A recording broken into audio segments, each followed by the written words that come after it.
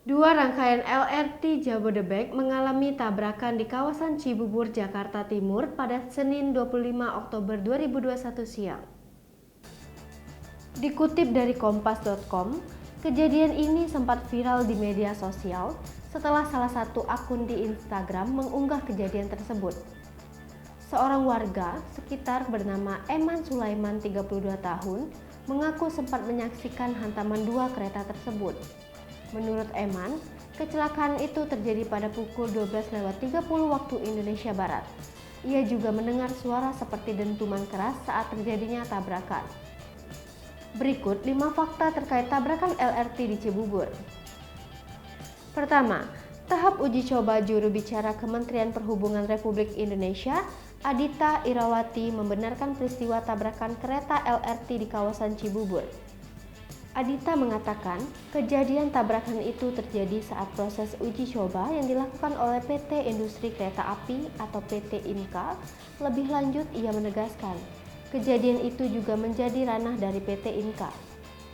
Hal senada pun disampaikan Korporat Sekretari Adikarya Farid Budianto. Farid mengatakan uji coba merupakan ranah Inka, sedangkan pihaknya merupakan penyedia prasarana. Namun ia memastikan pihaknya masih terus berkoordinasi dengan pihak Inka atas kejadian itu. Kedua, human error. Direktur Utama PT Inka, Budi Noviantoro, menduga tabrakan kereta LRT di kawasan Cibubur disebabkan akibat human error. Human error diduga terjadi karena masinis kereta melakukan proses langsir terlalu cepat. Adapun langsir merupakan proses pergerakan rangkaian kereta, khususnya gerbong dan lokomotif, untuk berpindah jalur rel. Budi menjelaskan, kecelakaan terjadi antara trainset atau rangkaian kereta LRT nomor 20 dan trainset nomor 29 di antara stasiun Ciracas dan stasiun Harjamukti atau sekitar Cibubur. Ketiga, masinis luka ringan. Menurut Direktur Utama PT Inka, tabrakan yang terjadi tidak memakan korban jiwa karena tidak ada penumpang dalam LRT. Namun, ia menyampaikan ada satu korban luka ringan, yakni masinis kereta. Secara terpisah, General Manager Sekretaris Perusahaan PT Inka, Puguh Dwi Cahyono, menyebut kondisi sang masinis mengalami trauma. Kendati demikian, masinis tersebut sudah dibawa ke rumah sakit dan menjalani perawatan. Keempat, akan diperbaiki. PT Inka juga siap memperbaiki dua kereta LRT yang rusak akibat bertabrakan saat uji coba di kawasan Cibubur.